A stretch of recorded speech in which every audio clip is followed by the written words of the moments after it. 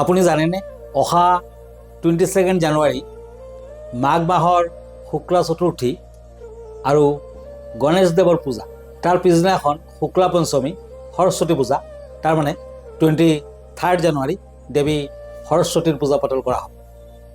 এই মাঘ মাহৰ শুক্লা চতুৰ্থীক বিনায়ক চতুৰ্থী বুলিও জনা যায়।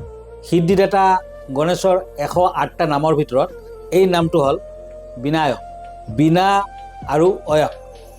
বিনা মানে দুৰ্বল নতুবা অদক্ষ আৰু আয়ক হ'ল নেতৃত্ব দিয়া।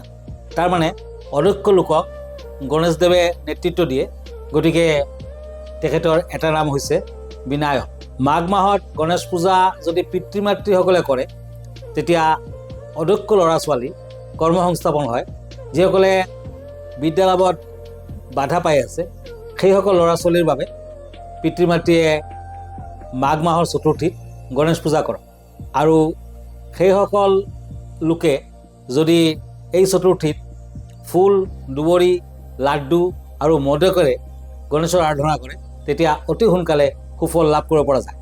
ইয়াৰ বাহিৰেও মাঘ মাহৰ এই শুক্লা চতুৰ্থীত গণেশদেৱৰ পূজা পাতল কৰিলে আপুনি ব্যৱসায় বাণিজ্যত গোটেই বছৰটোত কোনো ধৰণৰ বাধা অনুভৱ নকৰে।